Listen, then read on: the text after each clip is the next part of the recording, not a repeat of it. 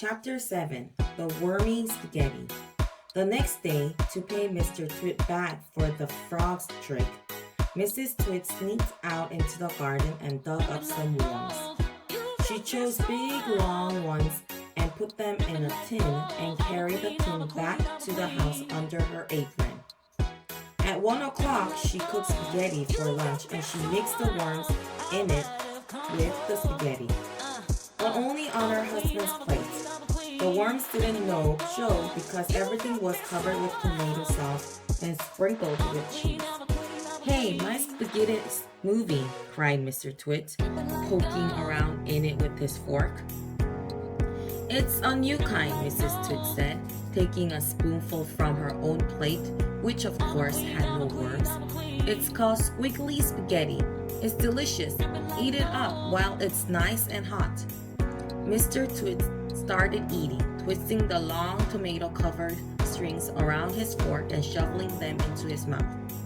Soon there was tomato sauce all over his hairy chin. "It's not as good as the ordinary kind," he said, talking with his mouth. "I find it very tasty," Mrs. Twit said. She was watching him from the other end of the table. It gave her great pleasure to watch him eating worms. "I find it rather bitter," Mr. Twit said. "It's got a distinctly bitter flavor. Buy the other kind next time." Mrs. Twit waited until Mr. Twit had eaten the whole plateful. Then she said, "You want to know why your spaghetti was squishy?" Mr. Twit wiped the tomato sauce from his beard with a corner of the tablecloth. "Why?" he said. "And why it had a nasty bitter taste?" "Why?" he said. "Because it was worms," cried Mrs. Twit, clapping her hands and stamping her feet on the floor and rocking with a horrible laughter. Chapter 8 The Funny Walking Stick. To pay Mrs. Twit back for the worms in his spaghetti, Mr. Twit thought up a really clever, nasty trick. One night, when the old woman was asleep, he crept out of bed and took her walking stick downstairs to his workshop. There he stuck a tiny round piece of wood, no thicker than a penny, onto the bottom of the stick. This made the stick longer, but the difference was so small. The next morning, Mrs. Twit didn't notice it. The following night, Mr. Twit stuck on another tiny bit of wood every night. He crept downstairs and added an extra tiny thickness of wood to the end of the walking stick.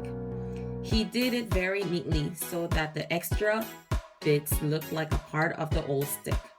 Gradually, but oh so gradually, Mrs. Twit's walking stick was getting longer and longer.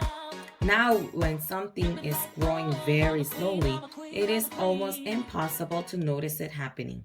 You yourself, for example, are actually growing taller every day that goes by, but you wouldn't think it, would you? It's happening so slowly you can't even notice it from 1 week to the next. It was the same with Mrs. Twit's walking stick. It was all so slow and gradual that she didn't notice how long it was getting even when it was halfway up to her shoulder. "That stick's too long for you," Mr. Twit said to her one day. "Why, so it is," Mrs. Twit said, looking at the stick. "I've had a feeling there was something wrong, but I couldn't for the life of me think what it was." "There's something wrong all right," Mr. Twit said, beginning to enjoy himself. "What can have happened?" Mrs. Twit said, staring at her old walking stick. "It must suddenly have grown longer." "Don't be a fool," Mr. Twit said. "How can a walking stick possibly grow longer? It's made of dead wood, isn't it? Dead wood can't grow." "Then what on earth has happened?" cried Mrs. Twit.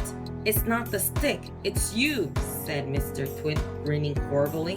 "It's you that's getting shorter. I've been noticing for some time now." "That's not true," cried Mrs. Twit. "You're shrinking, woman," said Mr. Twit. "It's not possible." "Oh yes, it jolly well is," said Mr. Twit. "You're shrinking fast. You're shrinking dangerously fast. Why, you must have shrunk at least a foot in the last few days." Never, she cried. Of course you have. Take a look at your stick, you old goat, and see how much you've shrunk in comparison. You've got the shrinks. That's what you've got. You've got the dreaded shrinks. Mrs. Twits began to feel so trembly she had to sit down. Chapter 9. Mrs. Twit has the shrinks. As soon as Mrs. Twit sat down, Mr. Twit pointed at her and shouted, "There you are, you're sitting in your old chair and you've shrunk so much your feet aren't even touching the ground." Mrs. Twit looked down at her feet and by golly, the man was right.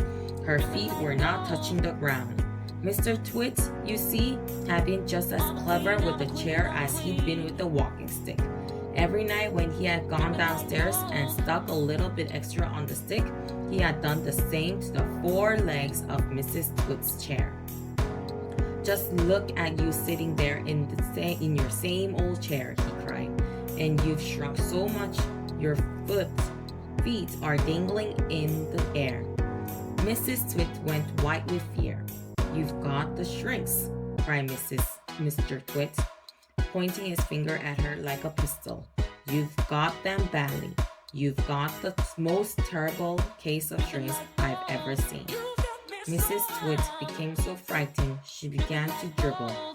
But Mr. Twit, still remembering the worms in his spaghetti, didn't feel sorry for her at all.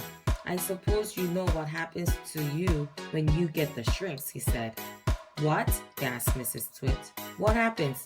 Your head shrinks into your neck, and your neck shrinks into your body, and your body shrinks into your legs, and your legs shrink into your feet. And in the end, there's nothing left except a pair of shoes and a bundle of old clothes." "I can't bear it," cried Mrs. Twit. "It's a terrible disease," said Mr. Twit. "The worst in the world." "How long have I got?" cried Mrs. Twit. "How long before I finish up as a bundle of old clothes and a pair of shoes?" Mr. Twit put on a very solemn face. "At the rate you're going," he said, shaking his head sadly, "I'd say not more than 10 or 11 days." "But isn't there anything we can do?" cried Mrs. Twit. "There is only one cure for the shrinks," said Mr. Twit. "Tell me," she cried. "Oh, tell me quickly." "We'll have to hurry," said Mr. Twit. I'm ready. I'll hurry. I'll do anything you say," cried Mrs. Twit. "You won't last long if you don't," said Mr. Twit, giving her another grisly grin. "What is it I must do?" cried Mrs. Twit, clutching her cheeks. "You've got to be stretched," said Mr. Twit.